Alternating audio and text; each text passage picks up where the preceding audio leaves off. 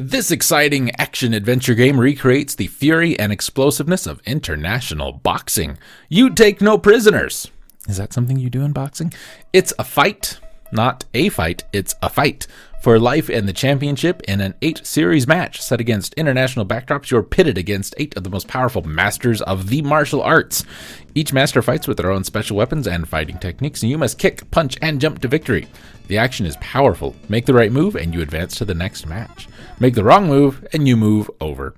So it's a lateral loss. This exciting video battle features 3-dimensional screens, high-quality graphics, special sound and video effects, and challenging gameplay. Enemy masters can be designed for special attacking action. The weather and seasons change during the course of the game for more challenging game action. Make your move now. We challenge you to the fight of your life. Challenge, action, power moves.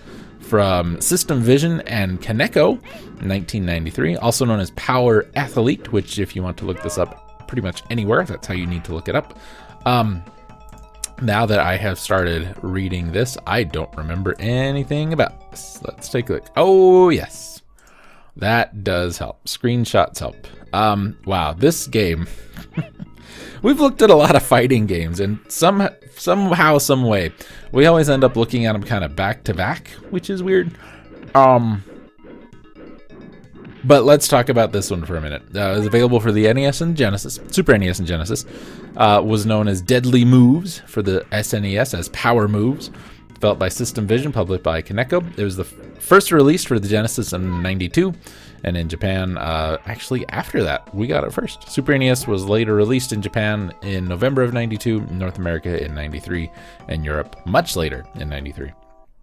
Traditional head-to-head fighting game, but unlike most games, this is limited to single-player mode and limited to one character, Joe, who's the protagonist. One of the game's most distinctive aspects is its RPG-like system, which enables you to boost Joe's various attributes. What, really? Such as strength, speed, and endurance. Another gimmick is the use of a 2-plane fighting area, similar to Fatal Fury King of Fighters.